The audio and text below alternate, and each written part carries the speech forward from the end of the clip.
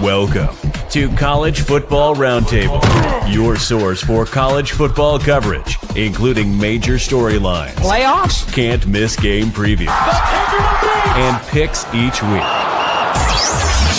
Join your hosts, Dan, Rob, and Jordan at the Roundtable for a show unlike anything else.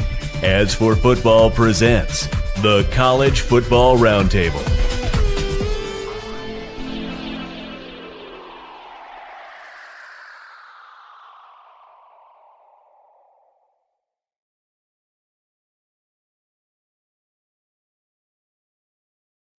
Welcome back. If you can believe it, rivalry week is upon us. We've seen pretenders and contenders, and what is up with the AP poll not making any adjustments? Because there is a stark difference, particularly out of the top 12 between the AP and the college football playoff bracket. Not so sure about what's going on with that. We've seen pretenders and contenders all season long, but hey, guess what? We can now throw the records out of the window because it's time for us to have our annual close contest in rivalries as we are overcoming our annual drugging of tryptophan. What's up, trash talkers? Welcome back to the College Football Roundtable, or if you would like to call us, it's Ring Knocker Radio. I'm your host, Rob, in Fayetteville, North Carolina. We've got Trigger Joe calling from the home of the Big House, and Omar, the Burger Popper, is joining us today. Dano is out of hide, if you can believe it. Like our stalwart editor actually had to work on a Tuesday, which is odd for him, but hey, we are here. We're going to break down some college football highlights, and we're just going to talk about going into the rivalry weekend. Hey, look, check it out. Dan is on, as long as his connection lasts while he's Dano. on. Awesome. Welcome, Dano. Glad to see you here. All right, guys. What do we watch this weekend? We'll start with Omar, over to Joe, and then we'll get into the rest of the show. Okay, so for this weekend, of course, I watched Army Tulsa in the noon slot, and then I was actually out and about in the town. My wife and I decided we needed an outing, after having the baby and stuff. So I kind of had my finger on the pulse of bowl eligibility situations. Like mid-afternoon, I was watching a little bit of FIU, Jacksonville State, which congrats to FIU. Making their first bowl game since 2019. Willie Simmons is one of the best coaches in the country, period. So good to see that. And then after, things kind of wound down late at night, I watched Utah State, Fresno State. The Mountain West is just one of the more just engaging conferences. So it's really great. But yeah, got to see a little bit. I guess if there's a day to go out in the town, Army Tulsa was a good day after what happened. But hey, we're back. College football is great. Yeah, sounds good. Joe, how about you? Well, the UFC decided to hold an event in Qatar. So I actually woke up on Saturday at 10 o'clock Eastern with UFC fights and almost got the whole card in before the football games kicked off, or the 4 o'clock games or 3 o'clock games.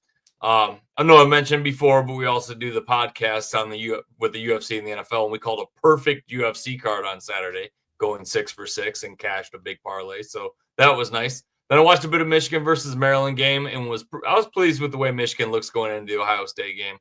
Also Pittsburgh versus Georgia Tech, and what a war that turned out to be. Pittsburgh ends up pulling it out, but Haynes King almost pulled off another miracle comeback, getting them within striking distance, and then Pittsburgh hit the home run to end it. Then I think we need to start talking about Notre Dame and Jeremiah Love, because they looked a little pissed off on Saturday. 70-0. Dear God, Jeremiah Love had better be invited to New York at the end of the year. That's all I got to say. Yeah, I think it's funny because I know a lot of the sports commentators all this week have been talking about hey, who's going to win the Heisman? After a performance like that, you kind of have to think about Jeremiah Love, just because that's a Heisman level performance, right? Straight up, it's one of those good ones. We've got a question in the chat. We'll talk about that as we get into some of the other stuff today as well. Yeah, so I was able to watch most of the highlights this weekend. I was out and about with the fam. Did watch the Army game on my phone. Won a 5-game parlay on FanDuel. Wasn't much. I basically the money I put in, I got back. So all good with that one. Then I watched the late game with watched Georgia Tech totally boot their freaking ACC championship opportunity. I think it's gone now. We said 8 to 10 wins, no conference championship, and I think that's probably where they're going to end up, unfortunately, because they've got the Bulldogs this weekend in Atlanta.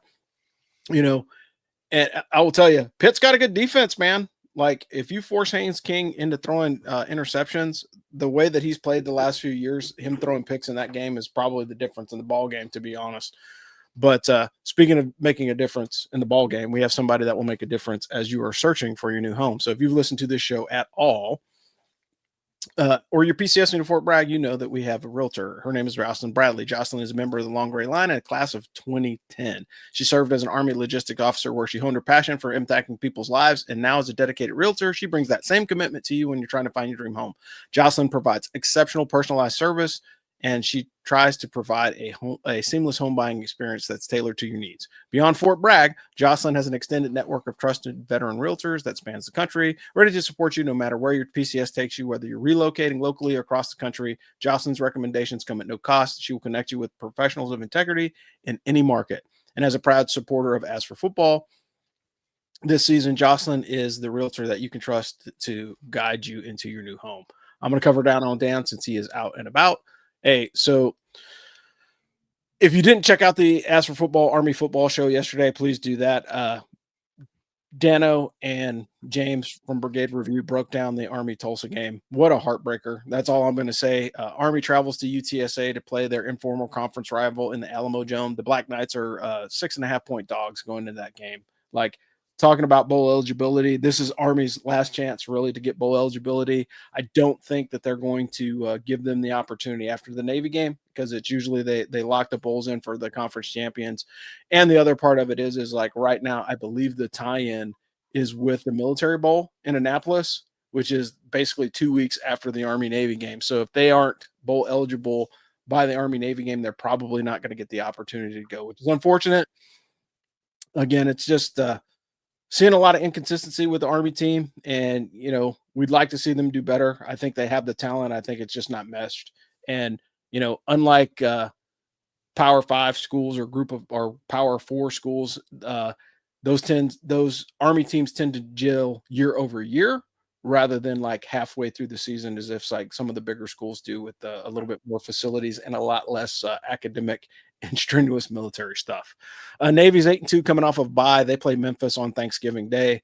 With the win, the Mids put themselves in the conversation for the American Conference title, but I don't think that it's going to pan out that way. Right now, you've got Memphis and Tulane are in the driver's seat for North Texas and Tulane are in the driver's seat for the American Conference Championship. And again, CFP rankings matter. And so that's probably it. The Mids are currently 4.5-point dogs against the Tigers.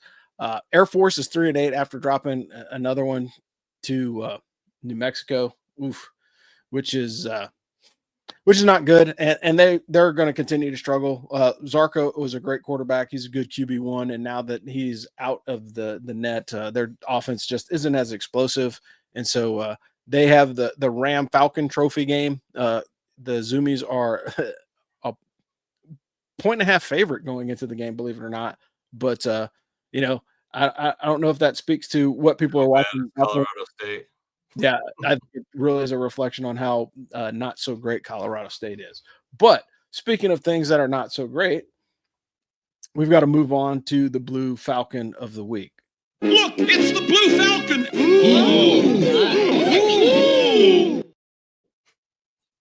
Love that Blue Falcon.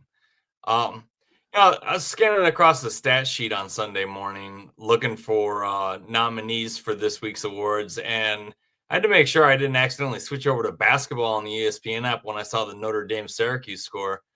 This wasn't Prairie View A&M against Southeast Louisiana State.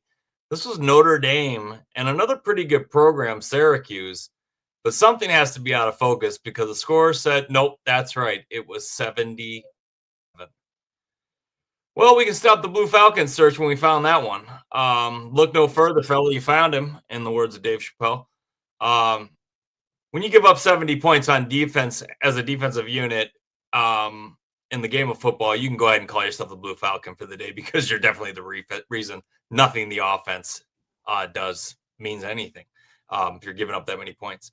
Jeremiah Love is still running, and you guys haven't caught him once. I'll tell you one thing that you will catch is this week's Blue Falcon Award, because Syracuse defense did everything they could to make sure they lost that game.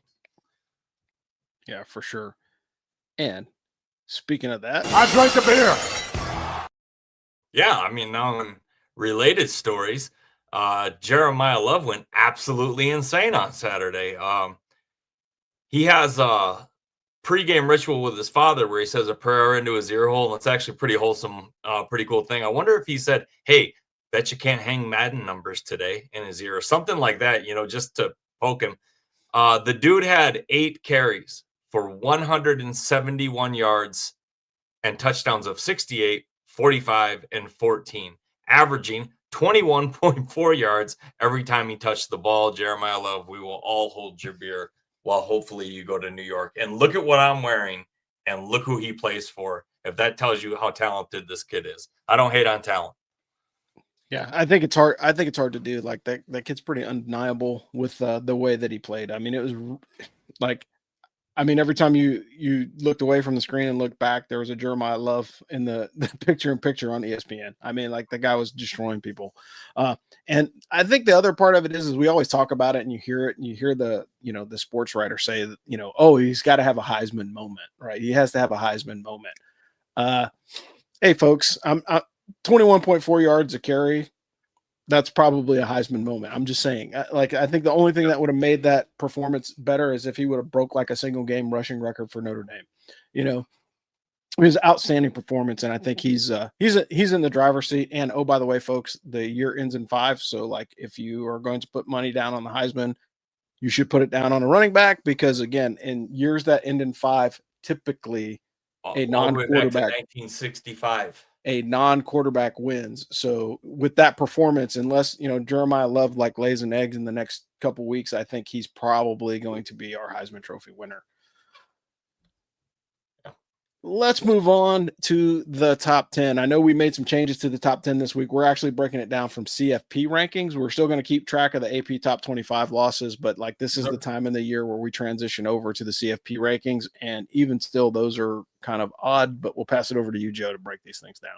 Yeah, it's pretty similar too. So number 1, no shock here, as the Buckeyes have lived in the number 1 spot all season. They again were not tested by Rutgers, winning 42-9. The Buckeyes know what awaits them, and they know where they have to go to get it. That's right. It's time, Saturday, noon, Ann Arbor, Michigan. It's the Buckeyes versus the Wolverines for everything. The Buckeyes are a 10-point favorite. Number 2, we got Indiana. The Hoosiers cruise past Wisconsin 31-7. Indiana travels to Purdue on Saturday, where they are a 28.5-point favorite. Looks like they're going to finish out just fine. At number 3, we got Texas A&M. The Aggies did one of the things that I hate, which is play a tiny school in November, as they picked lucky Samford to smash 48-0. I hope they were able to iron out the kinks because they travel to play the Texas Longhorns on Saturday, where they are a 2.5-point favorite. At number 4, we got Georgia. Georgia also beat up on a little guy Saturday, winning 35-3 over Charlotte. The Bulldogs travel to play Tech on Saturday, where they're 12.5-point favorites. Didn't like that spread when it came out. It's starting to move in the right direction. But at number 5, we got Ole Miss. Ole Miss won a tough one on Saturday against Florida, 34-24. The Rebels travel to Mississippi State for there's the Egg Bowl, right? Yeah. They're 7.5-point favorites. At number 6, we got Texas Tech. The Red Raiders were off on Saturday, and I don't think they're going to be tested this week because they travel to West Virginia, where they're 23.5-point favorites. Texas Tech has all cylinders firing and a great defense. Look out for them in the playoffs. Number 6, we got the Oregon Ducks, who had a great quality win in convincing fashion over USC, 42-7 on Saturday. Oregon travels to Washington on Saturday, where they are a 6.5-point favorite. And then number 8, we got the Oklahoma Sooners. They just keep on winning as they got it done on Saturday against number 22 Mizzou, 17-6. They are another team that has a stellar defense. Oklahoma plays LSU on Saturday and are 10.5-point favorites. At number 9, we got Notre Dame, and as Harry Carey would say, holy cow, look at that score, 70-7. Notre Dame absolutely murks Syracuse. The Irish will travel to Stanford on Saturday to see if they can win by 80. The spread is 32.5. At number 10, we got tied Alabama, and clearly the highest quality win of top 10 as Alabama somehow pulls off a victory over the vaunted East Illinois squad, 56-0. Come on, you guys kidding? All right. Next week is the Iron Bowl, for crying out loud. Get serious. That's right. Alabama travels to Auburn, and they're 6.5-point favorites currently. Yeah. So I do have a question. Omar, you're one of our highly touted sports beat reporters. Lane Kiffin, where does he go? Oh man, I'm highly touted except on coach rumors, to be honest with you. Nice. But I guess if I had a man, I really, so honestly, I'm very anti-SEC, almost to the point where it's like how people cover the Group of Five is how I look at the SEC. It's kind of it's over there. But I would have to say, Florida. I want to say it just depends. I need to have the buyout statistics in front of me as to whose buyout was cheaper. I assume that LSU is a pricey buyout because I think that it took a lot of money to get Brian Kelly from Notre Dame. And they're still in court. So who knows what that price tag looks like. So I say Florida maybe, but I really don't have a crystal ball on that one. Or maybe he stays, honestly. I kind of got a funny feeling he stays, to be honest with you. I don't know if that's just me. There's not a ton up the top moves that almost everything he does in college is going to be considered lateral at best. Yeah. I mean, unless he goes to LSU. And I say that because LSU is sitting on a pile of NIL cash. You know, they're one of the top NIL schools in the country. Wow. And with the graduates that they have, he has the potential to, scoop up some other stuff. And Michael Speck just dropped that in the chat too. Like LSU, he's not staying. And I would be surprised because again, we've seen Lane Kiffin play gun for hire too, right? So he has gun will travel if the check is right. So unfortunately, I think he may pop smoke and go somewhere else. Top 25 losses. We're at 69 so far for the season. We've only got 2 weeks left, so we're easily going to be over 75. Oregon beat USC, as Joe mentioned earlier, in the battle of coaches with the most punchable faces in D1. Oklahoma took out Mizzou, Georgia Tech, and Pitt, and then TCU actually clipped Houston 17-14, which is bonkers. But again, I think we're moving into rivalry territory. It's rivalry week. Mike Davis kind of threw some shade at you, Joe, because he's like, you can't talk about Ohio State, Michigan, but I think you can't not talk about rivalries and not talk about Ohio State, Michigan. But for some lesser known rivalries from a guy that does a lot of research, again, we'll pass it over to Omar and let him give his thoughts on what is the best rivalry game to watch this weekend. Oh man. Okay. So we're going for this weekend. So I guess for right now, I guess I'll just put a showcase on rivalries that already happened because that's what I put in the notes. Yeah, that's fair. Harvard, Yale, and Amherst Williams, both in New England, both where the roots of the game are. Honestly, if you want history, I think the best thing in rivalry is history and proximity. Those two have it. Some of the first All-Americans were in those 4 schools. And if you want a nickname, can't beat the game and the biggest little game in America, Amherst Williams out there in Massachusetts. That's a bucket list game. Shout out to my cousin Crystal, who's a Williams grad. I guess now moving on to this weekend. I would have to say if I had a favorite rivalry of this weekend, I would say Michigan, Ohio State, but it's kind of lost its luster. The fact that it's not for the Rose Bowl anymore. And no offense, Joe, it's just the fact you won't get the iconic images of Charles Woodson with a rose in his mouth anymore because it's for a trip to Indianapolis. You're gonna get him maybe with a tire around his neck now. He's an old, he's old school at heart, man. It sounds like my dad and all the guys we tailgate with. But I hear what you're saying, brother. We had to cross that bridge a long time ago when we lost the Rose Bowl. So, but yeah, I was there for Woodson's every one of his games. Yeah, so I mean, I wouldn't say that one. I'd have to say that if I had to pick a rivalry game, it's kind of hard. I'm gonna go with because they're all regional in nature. I'm gonna go with Notre Dame USC / Notre Dame Stanford, honestly, for a game that transcends regions because those are national rivalries, honestly, and we know the drama that's happening with Notre Dame and USC now. But Notre Dame Stanford has a chance to step up and be honestly a really transcendent rivalry between 2 institutions that are just great academically.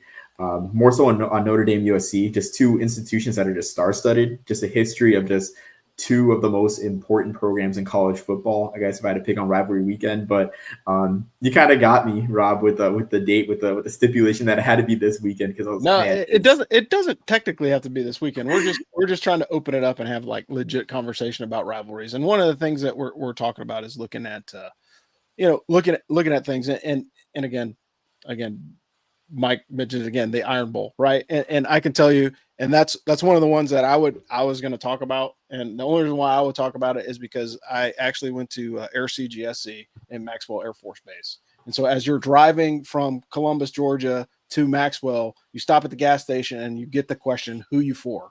And you get that question every time. And they're saying who you for, either Auburn or Alabama, right? And if you haven't seen like the celebration of Toomer's Corner after a Bama win, like it, or after an Auburn win, it is insane. Like they roll the tree. There's all kinds of crazy stuff that happens. And like the construct of this game this week, I don't think it's going to end up with an Auburn win, but in situations like that, like with the kick six and some of the other things that have happened, like crazy upsets at Auburn, like they literally try and burn the town down, after that. Oh, you could poke your head in a bar on Auburn campus this week and go, there goes Davis, and the whole place will go crazy. I mean, you can I know the whole call in a couple languages, by the way, and I'm not even a fan. Like that was one of the most legendary calls of all time. That is a great rivalry, and I don't take any of the shine off of it. Because when I was in basic training, we had a drill sergeant that was a diehard Bama Auburn fan. He used to always tell me that rivalry up north ain't shit. Yeah, which is true. But moving on to kind of like a lesser known rivalry, I think Army and UTSA is starting to become one. Before, like when Army and UTSA have played, like Army has had the edge on them for a while. They've played 5 times, and in those 5 times, it's started in the early 2020s and moved on now. And now that Army is in the American Conference, we're going to see that game probably every other year or every third year, more than likely. So I think that's going to start becoming a more consistent thing. But like, we really need to figure out what that trophy looks like. You know what I mean? Like it's a Black Knight with a Roadrunner smashed underneath it, or is it the Road Knight is it the Road Knight freaking trophy or whatever? We need to come up with something, because they're going to play that game more than once. Like Army's in the driver's seat right now. And then if you look at the overall, winning at home, Army has the ability to go to UTSA and win in the Alamo Dome. And so I think that, history being itself, I'm surprised the line isn't a lot closer than it is, because Army tends to have UTSA's number when they play them at home. However, when you look at the way that UTSA has played at home, like they haven't lost an American Conference game in a while in the Alamo Dome. And so that kind of changes the calculus of the handicapping or the bookies looking at the overall score and everything else. But clearly, looking at Joe's attire, we know which rivalry he's going to talk about. So we'll pass it over to him to give us some insights. And you're going to be at the game this weekend, correct? That is correct. And I wore this shirt just because you're never going to see it again. It literally says, what's your excuse? 21, 22, 23, and 24. What's your excuse this year? You can thank El Presidente Dave Portnoy because it's a Barstool hoodie. But yeah, man, I was raised on it. I was raised on it. And if my mom got her paychecks from Ohio State, I'd probably be wearing scarlet and gray right now. But she got them from Michigan. So, but just, what's crazy about it? I really didn't get into Michigan sports initially for the football. When I went and saw the Fab Five play, dude, I thought I was seeing superheroes. Like that to me was when I got lost in the Michigan, the Big Ten, like the every aspect. I wanted to know everything about every rivalry, and because it was the first time I'd seen that. No one had ever seen 5 freshmen. No one had saw the baggy shorts or the black socks. I mean, here I am, 14-year-old white kid, and I'm putting on black Fila's with black socks, like trying to be a foot shorter version of Chris Webber. Like, dude, I was, and I mean, I wasn't a little kid. I was 14, so I got in big time in the rivalry, and that's when I started going to all the football games with my dad, and the '97 game with Ohio State. I mean, there's so many games where that was for it. That was for the conference. That was for the Rose Bowl trip, like Omar said. Or now it's possible Big Ten championship appearance. So it's got to be it's got to be Ohio State, Michigan, because I'm in it. I'm 20 minutes down on the street from the stadium, and the good thing about that rivalry is you'll hear so much trash talk, you'll hear all this nonsense, but nobody's leaving with their nose bleeding. No one's leaving, getting roughed up. Like that doesn't happen here. It's all about the game and the rivalry, and everybody kind of keeps it civil, even though the hate for fan bases because it's two different states is very real. 100%. Yeah, and I think that's It's a very respectful important. hate though. Like it's not like a it's just. But yeah, man, I'm not walking over to any pregame tailgate circles that are scarlet and gray just to introduce myself. That's not happening. Yeah. Well, it makes sense. And hopefully, Joe, like you'll get an opportunity. Like Joe's going to be at the game. He's going to tailgate. Hopefully he'll send us some clips so we can post them on the socials of the game as long as he remains vertical. And speaking of I'm usually the most sober one there. Sober as a bird. Which is a good note to have. But infantrymen don't drink. True. Fair point. So if you listen to this show before, you know we have a sponsor here. It's Craig Oxane. Craig Oxane is the area sales rep for the Money Store. He's a class of 1994, can lend in all 50 states. He's based out of Chicago and is one of the most significant VA lenders in the country. He'll give you super competitive rates. Craig is going to give you the best deal as you possibly can. Hey, we all know that the mortgage rates are confusing. They're talking about replacing the Fed share. There's all kinds of craziness going on with interest rates. You need to talk to somebody that is willing to work with you and willing to talk to you on the phone, right? There's a lot of people that will do it online and give you a result. It may not be the best result. And this is how the West Point Network functions. Craig is helping us stay in business here at Ask for Football, and we're introducing you to the man that you need to meet to get you a better mortgage. Plus, Craig doesn't charge lenders fees for veterans. That's a huge savings of $1,300. Get that money. Craig Oxane, area sales rep for the Money Store. Check him out. The link's on our website, or you can just Google it. Hard to spell his name, so just go to the Ask for Football website. There's a business card for Jocelyn and a business card for Craig. You can find your house and get it financed all in the same place, and that's what we are here to do as the Ask for Football team. And check out our sponsors. Let them know that we sent you. Thanks.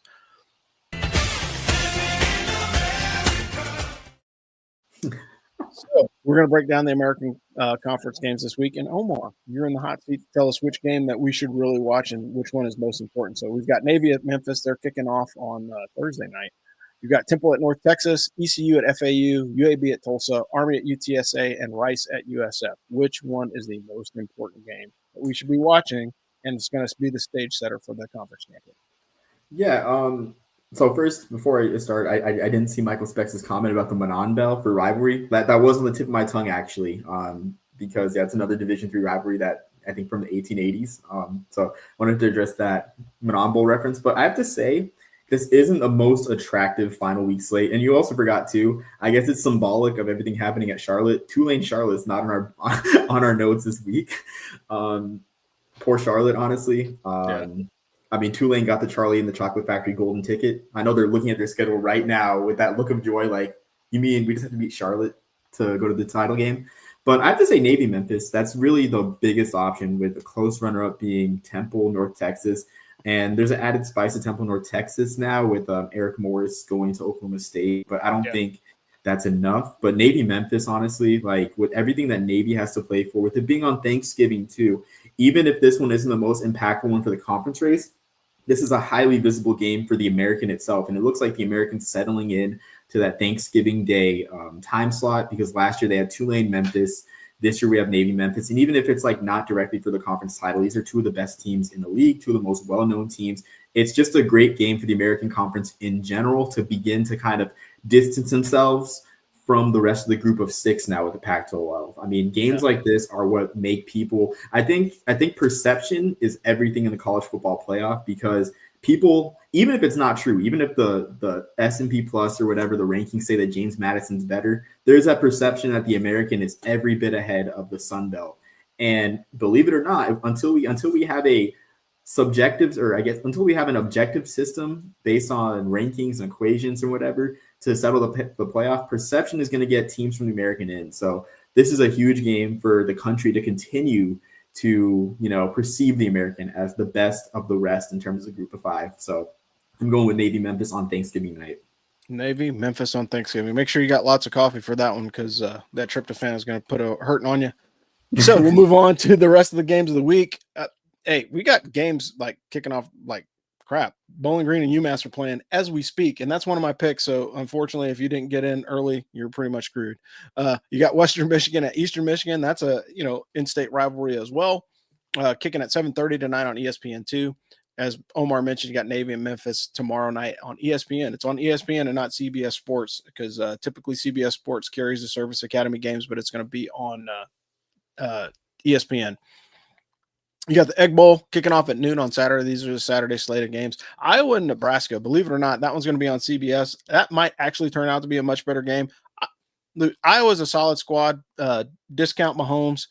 Needs to get another black eye before the end of the season. I don't know. Like I think there was a lot of promise when Matt Rule came to Nebraska, and they paid him a whole bunch of money, and he's still not getting the job done. How much longer? I want to see how much longer they're willing to invest in that buyout, because he's just not the same coach as he was when he was at Temple a few years back.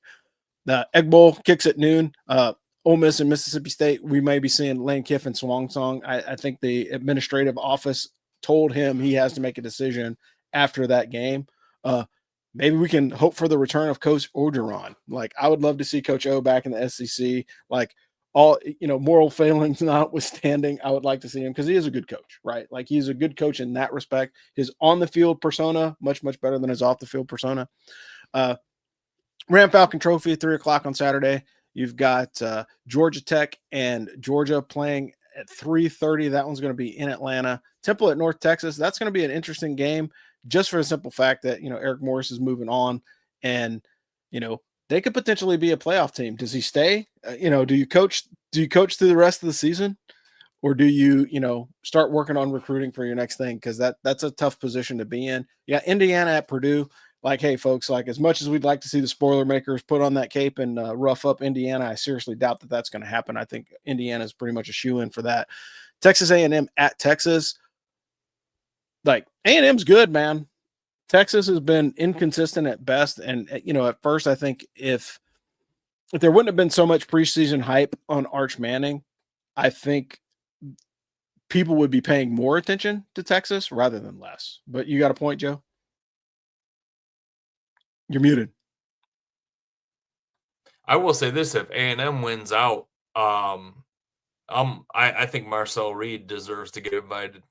If you put, and that's another thing, if you put the hype on Arch Manning before the season that they put on Marcel Reed, maybe Arch Manning would be a surprising up-and-comer for next year rather than this disappointment, because look at Marcel Reed. They didn't put any hype on him. Kid has a great year. And I mean, it's all about what the media does before the, like everyone's saying, well, was Bryce Underwood that good? Yeah, man, he is that good. Wait till you see him next year. Well, he just threw for 285 against Maryland. I mean, he's making the throws that they're giving him. Michigan's a running team this year. Yeah. Well, the other part of it is it goes to player development, right? When you have a young quarterback, you run the ball more. Ohio State's doing it. Michigan's doing it. Why does it surprise you? I don't want to lean completely on the shoulders of an 18-year-old. Like, the other part of it is, and I think that was the fatal mistake at Texas, right? Like, hey, rather than beefing up your running game and helping your young QB out, what human wouldn't be overwhelmed by that pressure? Yeah, and that money. And I think that's really what kind of shot them in the foot. So you've got Arizona at Arizona State. They're creeping back into the top 25. Again, that was an interesting contest a few years ago. I don't think anybody cares now on a Friday night at 9 o'clock. Moving on to Saturday at noon. You have extended coverage from Big Noon Kickoff. I don't know. I'm sure Dave Portnoy is not banned at Michigan to come to the Michigan games. I know that they kept him out of Ohio, out of the Horseshoe earlier this season. I think that'll be a good game. Toledo at Central Michigan. Hey, quick hat tip to Coach Drinkle. They're bowl eligible. Here's another chance to get a win before the end of the year. Texas Tech at West Virginia. Anybody want to see a dead body? I mean, like, West Virginia is not good. Rich Rod is not like anywhere close to his previous luster as he had at other coaching assignments.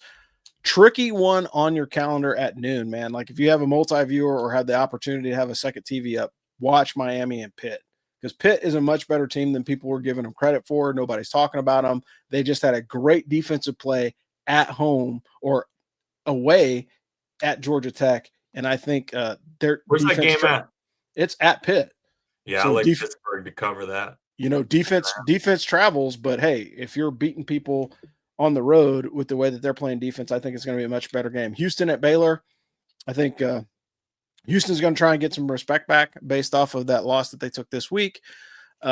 East Carolina and Florida Atlantic, like East Carolina is, again, like they are their own worst enemy. They are a solid squad that just is not producing. Colorado at Kansas State, hey, that's going to be like the battle of the transfer quarterbacks, because I legitimately think that Avery Johnson's going to leave at the end of the season. You know, if they didn't fire coach, I think Avery's going to leave just because he's got a better opportunity to move to another school and actually win a championship. I don't know. It's going to be interesting to see. You've got Iowa State at Oklahoma State, Kentucky at Louisville. These guys they all hate each other. They're all in the same freaking ballpark. Georgia State at Old Dominion. These are afternoon kicks. And Boston College at Syracuse. Can Syracuse lick their wounds and come back and play a good contest? Boston College is actually, they're not terrible, but they also are not great. They've been playing decent football. You know, at first, you thought when Thomas Castellanos, left, they weren't going to be able to put anything together. They've been playing okay. Missouri at Arkansas. Hey, Missouri is playing for respect right now. They're middle of the pack in the SEC, but Arkansas is usually an easy target to beat. Vandy at Tennessee. That should be a good game. I know Dano is going to be tuning in on that one. That should be a good game. Diego Pavia, that's another guy that's just, quietly playing good games, Yep. Nice. That's a great comment from Brian Brennan. That makes me laugh. That's unfortunate. Does North Texas start having that Oklahoma State jersey instead of championship T-shirts? Oof. Yeah, because that portal will hit you right between the eyes. Wake Forest at Duke. That should be an interesting game, more interesting in basketball. LSU at Oklahoma. That's tuning up to be a nice game. Army plays at 3:30 this week, which is nice. They're offsetting them from the game, but it's going to be on ESPN Plus. Oregon at Washington. And then rounding out the slate, you got Maryland at Michigan State in Detroit. That should be interesting. UCLA at USC. Hey, man, again, like I don't like coaches with punchable faces. I'm pulling for UCLA on that one. I saw a graphic this week that somebody said the only coach that should go to Cal should be Marshawn Lynch. So get Marshawn Lynch to come to Cal. Like that would be a game changer for the state of California. Iron Bowl, of course, at 7:30. You've got North Carolina at NC State. Hey, North Carolina is going to take another L, man. Carter Finley Stadium is a dangerous place to play, and CJ Bailey is a good quarterback. They won't catch any breaks from NC State. No, for sure. They will not. You got Charlotte at Tulane. I mean, again, this is just resume building for Tulane. They have to score points, right? At some point, some of these teams have to put up high scores. And then Notre Dame at Stanford. Here's going to be another freaking 50 burger on someone because they have to, right? In order to keep themselves in the conversation, they got to put up the points. You got Fresno taking on San Jose State, and the nightcap is Wyoming at Hawaii. And again, I'm not mad at the Pac-12 after dark kicking before midnight. Like that does my heart good because we have had some serious late night games as they start adjusting the slate. But all that being said, it's time to move on to our Weekly Locks. All right, we got weekly locks. But before we get started, we have a special message. Dano actually cut this together earlier today, so you get to hear his picks. Oh, he did he? Yes, he did. Living from the greatest city in the world. Got to be honest, finding a quiet place to record in New York City is not one of the easier parts of being the editor of Astro Football. But I just want to say thanks and also give you my picks this week. Went 1-2 this past week, so not sure why you need my picks. I am like 8 games under 500. Well, what can you do? UNLV covered against Hawaii. That's great. UConn beat FAU. That's also good, but the Owls kept it close, so that means that the Huskies didn't cover. And ECU at UTSA went way over. I thought maybe the Pirates defense would show up. They absolutely did not. What can you shoot? What can you do? But on to next week, right? So this week, I'm taking Navy plus 5.5 at Memphis. This is me actively trying to put the monkeys on the mids. The way this season's going, they're probably going to beat Memphis by 2 touchdowns and head into the Army-Navy game on fire. What can you do? I'll also take Air Force minus 1.5 at Colorado State. Zoomies always seem to find a way to win that game. I think they're going to find a way to win it again this year. I guess we'll see. Both teams look pretty even with all of Air Force recent injuries. And finally, give me Texas A&M minus 2.5 at Texas.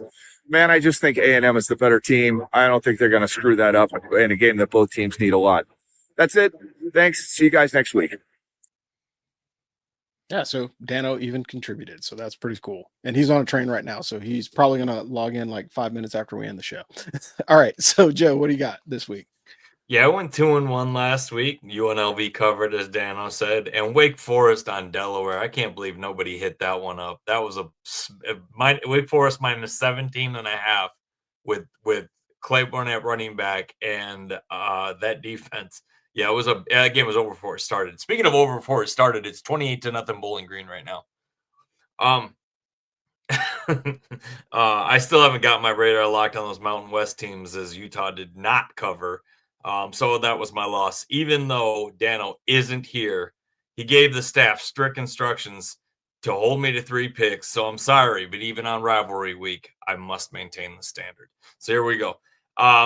BYU minus 17.5 versus UCF. Look, the last time UCF took the field against a top 10 team, they lost by 40 to Texas Tech. Now they have BYU, who is looking to finish strong after that loss to the same Texas Tech Red Raiders. So give me the Cougars in an absolute blowout here. I'll take BYU 47-23.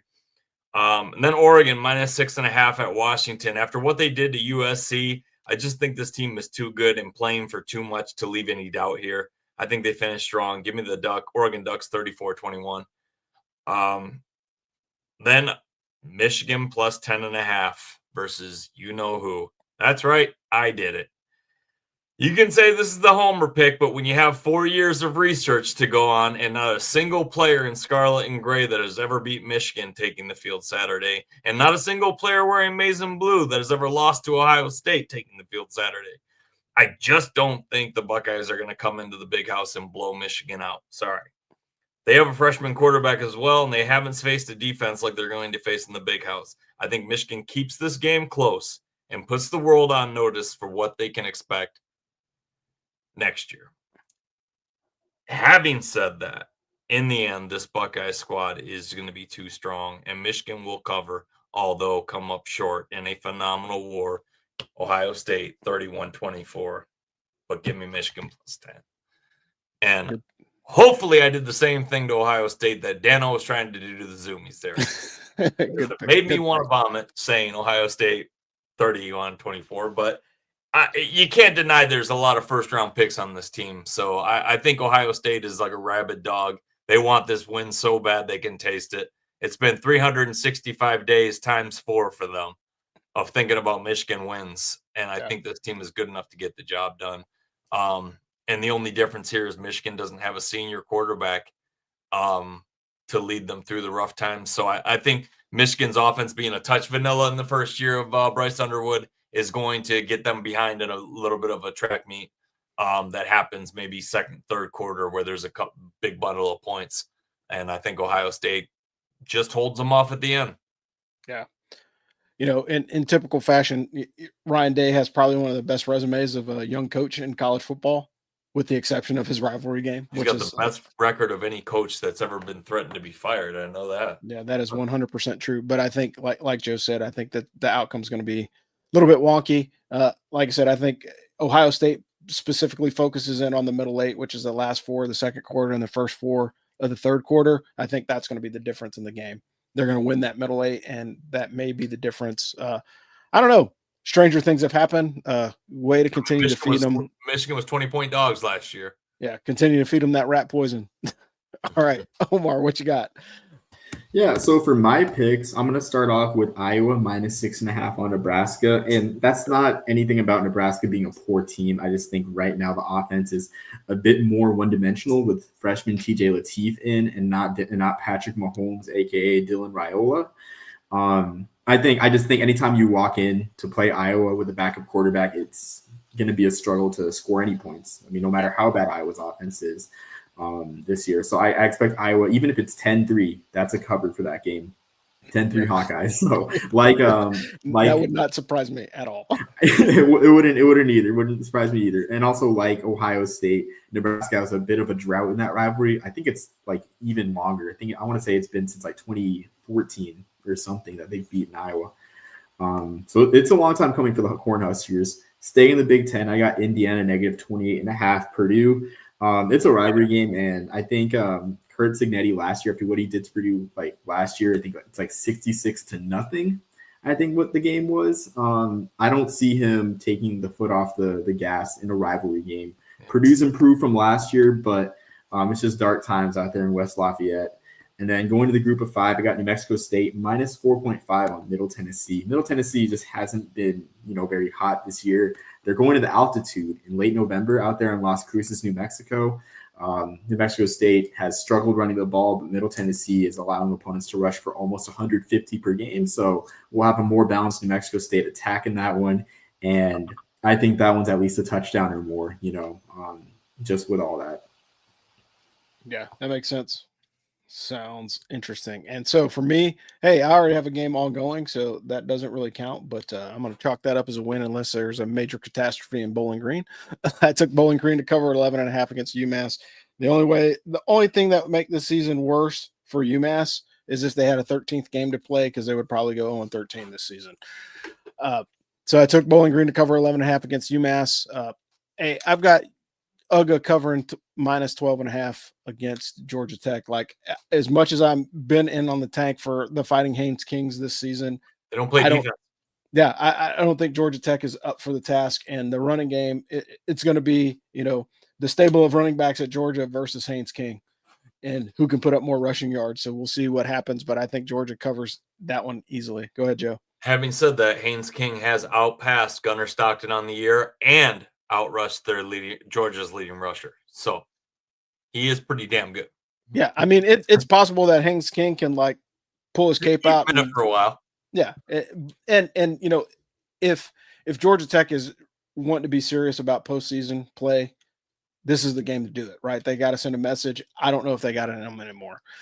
Then I have sticking with the MAC. I said take NIU to cover 5.5 against Kent State. Both of these teams have had pretty rough seasons, but NIU has had Kent State's number for the last couple of years, and again, I think that's a pretty reasonable score. Try to pick around the league, but I've been sticking with the MAC. It's been good to me so far this season. Got me out of the hole that I was in, so I dug my way out, and I think I'm in the number 3 spot, maybe number 2, and I'm coming. Who's in 1? Right now, it's John Griffiths. He's still number 1, and it's the 3 of us on the screen right now that are in the 2 through 4 position. So where am I at? Last time I checked, you were at number. Let's see. I'm in the wrong. I'm looking at the wrong sheet. I asked that question. Right. Yeah, you asked me at the exact wrong time. I just literally looked at it. So right now, it's John Griffiths is number 1. Omar and Joe are tied for number 2, and I am in 4th place because of the tie between you two fine gentlemen. So if my 2 3 weeks back to back that killed me. Yeah, but right now, it's a tight race for the Ask for Football Picks League. I think we're going to end up going down to the wire. We may have to throw in a tiebreaker for the national championship game because I think we're doing that well. At least we are. Dano is playing for pride at this point. But we're at the end of the show. And speaking of being at the end of the show, hey, we want to say happy Thanksgiving to you guys and heartfelt thank you from the Ask for Football team here. We appreciate all your support throughout the year. Those of you guys that are in the Firsty Club and the Patreon, you guys are a great group of college football sickos, good group of folks to bounce ideas off and thoughts. And when you have to vent, particularly when there is a tough Army loss, it's the place to be because Firsty Club tends not to get emotional about things. We just kind of make observations, and what happens in the Firsty Club stays in the Firsty Club. So the only thing that I will say is we have conversations about college and Army football, and they stay there, and you're not going to get trolled in social media. There's a meme or two every now and then, but the reality of it is the Firsty Club is a safe place to be as far as talking about college football, and we thank you guys for being there. Also, Black Friday coming up. So there's a promo code that's scrolling across the bottom that says Beat Navy. The Ask for Football store is open. Go to the Ask for Football website, click on shop, and there's all kinds of gear that you can grab before the college football season's over. And if you don't want to splurge and buy the Army jersey because you're a little bit concerned about the Army-Navy game, spend a little bit less and get an Ask for Football shirt. Support us, support the Army team. And it's Thanksgiving. Thanks again for everybody joining us and for the crew here at the As for Football College Football Roundtable. You've got Omar, the Burger Popper, calling to you out of the home of Woody Guthrie in Oklahoma. We got Trigger Joe calling to you from the home of the Big House, and I am Rob, the Angry Colonel, calling to you out of Fayetteville, North Carolina. Hey, we thank you guys for checking us out, and we'll see you next week. And as always, beat UTSA. I'll say it for Dan. I'll beat them. Thanks for joining us on the As for Football College Football Roundtable. Special thanks to our sponsor, Jocelyn Bradley Real Estate. If you're buying or selling, reach out to Jocelyn for expert service. If you enjoyed the show, please consider supporting us on Patreon at patreon.com/asforfootball. Your support will help keep the lights on and bring in more great content. Plus, you'll get access to exclusive perks and behind-the-scenes extras. Thanks for being a part of the As for Football community. Go Army, beat Navy, and we'll catch you guys next week.